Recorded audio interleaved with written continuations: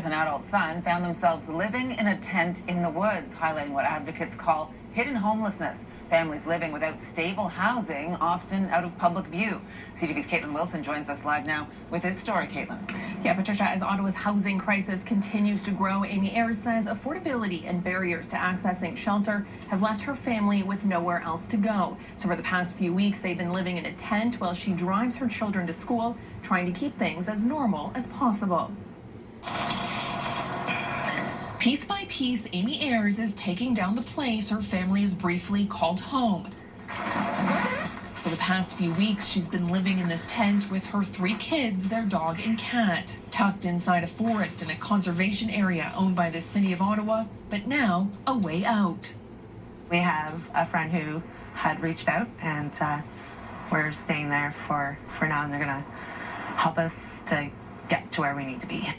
She says the hardest part has been trying to keep her family together while running out of places that would take all of them, including their pets. They either didn't have anywhere that would accommodate us all as a whole, or there was no room. She says it wasn't just one thing that led them here. After the pandemic, Ayers left her job as a personal support worker for mental health reasons and now relies on social assistance. She says her oldest son works a full-time fast food job, but even with their combined income, it's still not enough to afford rent. Everything became like a snowball, and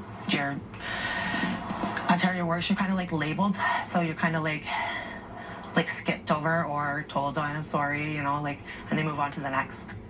Her story comes as the city shelter system remains under pressure and the number of households waiting for subsidized housing continues to grow, reaching more than 16,000 at the end of last year, the average wait between 5 and 8 years. You have families with children as the biggest group of people in our shelter system. We can absolutely be doing more than we are, and that's not on the city only. That is a national issue, that is a provincial issue, and we need those levels of government to step up. And for Ayers, the first step to getting back on her feet is to find a permanent place of her own to call home. This isn't where I want to be.